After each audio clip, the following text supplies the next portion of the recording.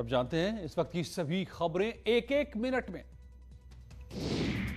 योगी सरकार सहारनपुर के देवबंद में एटीएस कमांडो सेंटर बनाएगी। कमांडो सेंटर के लिए 2000 वर्ग मीटर जमीन अलॉट कर दी गई है। सेंटर में करीब 10 अधिकारियों की होगी तैनाती। उप मुख्यमंत्री केशव मौर्य ने कहा कि देवबंद बीजेपी का गढ़ है, इसलिए सरकार ने ये फैसला किया है।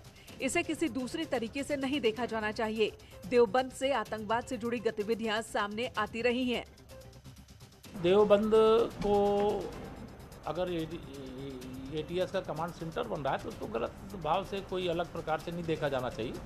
देवबंद भारतीय जनता पार्टी का गढ़ है, वहाँ पर इस समय हमारे भारतीय जनता पार्टी के विधायक भी हैं और सरकार का फोकस है कि जो प्रदेश की सीमा से जुड़े हुए क्षेत्र हैं उनको भी दृष्टिगत रख करके जो कदम उठाने की जरूरत है वो उठाया जाए। वहीं समाजवादी पार्टी ने देवबंद में एटीएस कमांडो सेंटर बनाए जाने के योगी सरकार के फैसले को गलत बताया। नेता प्रतिपक्ष राम गोविंद चौधरी ने कहा कि लखनऊ राजधानी है, सरकार को एटीएस कमांडो सेंटर लखनऊ में बनाना चाहिए था।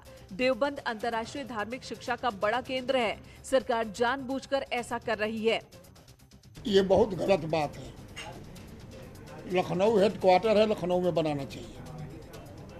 देवबंद में इसलिए बनाया जा रहा है कि देवबंद में अंतर्राष्ट्रीय मुस्लिम संस्था है शिक्षा की।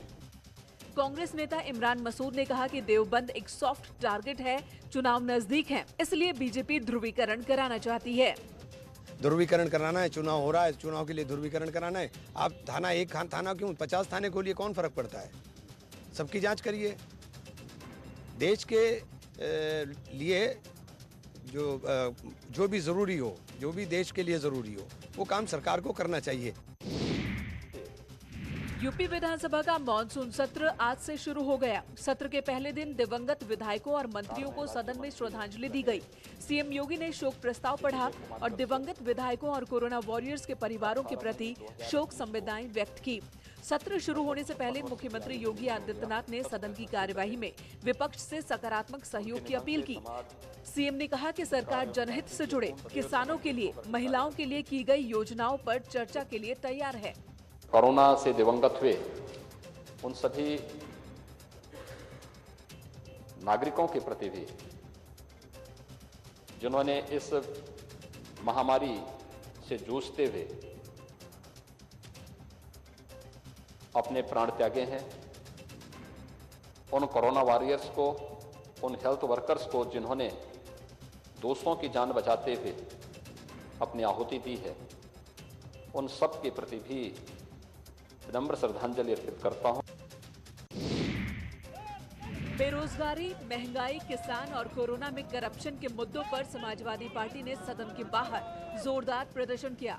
हाथ में गन्ना लेकर समाजवादी पार्टी के विधायक बैलगाड़ी से विधानसभा पहुंचे। इस दौरान रोके जाने पर उनकी पुलिस के साथ धक्का मुक्की हो गई।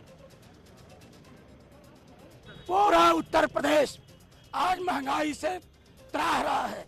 महंगाई बढ़ गई है, भ्रष्टाचार बढ़ गया है, नौजवानों के रोजगारों पर डाका डाल रहा है। अगर हम सब अपनी लोकतांत्रिक मूल्यों विधानसभा में अपनी बात रखना चाहते हैं तो विधानसभा का सत्र बहुत सीमित कर दिया गया है। तो हम सब माननीय अखिलेश यादव के निर्देश पर महंगाई के खिलाफ, भ्रष्टाचार के खिलाफ और बेरोजगार नौजवानों के उत्पीड़न के खिलाफ हम आज उत्तर प्रदेश की विधानसभा में अपने साथी राजेश यादव, सीनियर विधायक नरेंद्र वर्मा के साथ हम सब विधानसभा में जाकर के सरकार का ध्यान आकृष्ट कराने का काम कर रहे हैं। विधान परिषद में सीएम योगी के अब्बाजान वाले बयान पर समाजवादी पार्टी ने हंगामा किया। एसपी विधायक वेल में आ गए और नारेबाजी करने लगे। समाजवादी पार्टी विधायकों के विरोध पर सीएम योगी ने कहा, अब्बाजान कब से असंसदीय शब्द हो गया। समाजवादी पार्टी को मुसलमानों का वोट चाहिए, लेकिन अब्बाजान से परहेज क्यों? अब्बाजान वैक्सीन लगाते हैं तो कहते हैं हाँ हम भी लगाएंगे। ये अब्बाजान शब्द कब से असंसदीय हुआ है? अब्बाजान शब्द कब से असंसदीय हुआ है, मैं ये पूछना चाहता हूँ। सपा को मुस्लिम वोट चाहिए लेकिन अब्बाजान से परहेज है। योगी होते तो इस तरीके की अरे कुछ विकास नहीं कर पाए तो कम से कम भाषा तो संयमित होनी चाहिए थी। नहीं विकास कर पाए तो संत की भाषा तो ये संत भी नहीं है। उत्तराखंड दौरे पर आए अरविंद केजरीवाल ने देहरादून में बड़ा ऐलान किया। उन्होंने उत्तराखंड में आम आदमी पार्टी के नेता कर्नल अजय कोठियाल को 2022 के विधानसभा चुनाव के लिए मुख्यमंत्री पद का उम्मीदवार घोषित किया। इस मौके पर अरविंद केजरीवाल ने कहा कि कर्नल कोठियाल के नेतृत्व में उत्तराखंड को आध्यात्म की राजधानी बनाया जाएगा। मैं बेहद गर्व और फख्र के साथ आज ये ऐलान करना चाहता हूं कि आने वाले विधानसभा चुनाव में आम आदमी पार्टी के सीएम उम्मीदवार कर्नल अजय कोठियाल होंगे।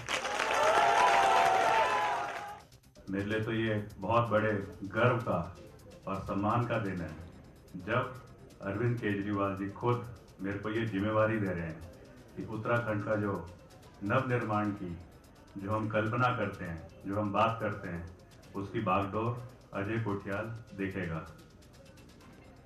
आसान नहीं है ये काम मेरे लिए। पाकिस्तान के कट्टर मुस्लिम संगठनों ने एक बार फिर से सिख समुदाय की भावनाओं को ठेस पहुंचाने की कोशिश की है।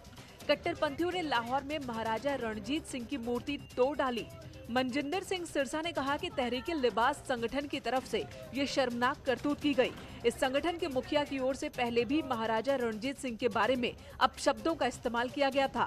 सिरसा ने कहा कि मैंने विदेश मंत्रालय में इस मामले को उठाया।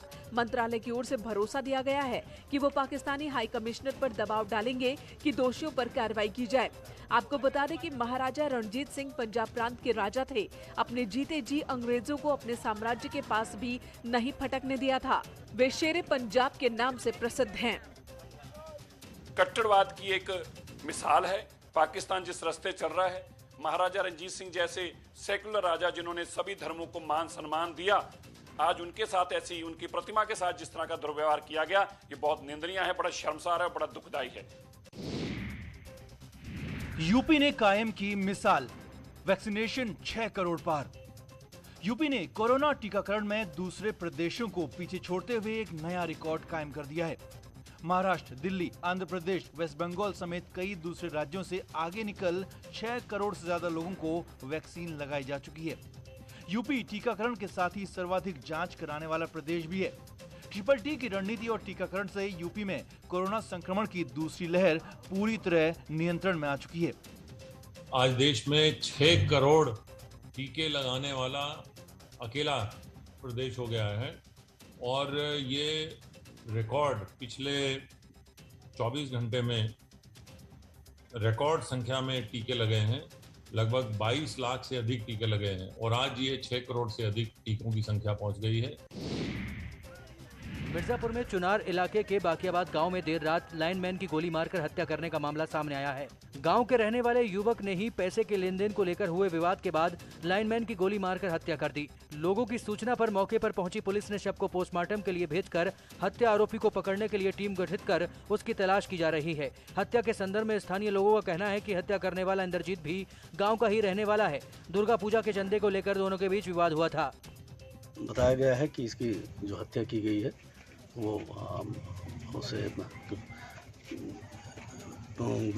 गोली मारने से इसकी हत्या हुई है और हत्यारे की पकड़ने के लिए हमारे द्वारा 3 टीमें बनाई गई हैं। लगातार धरपकड़ चल रही है।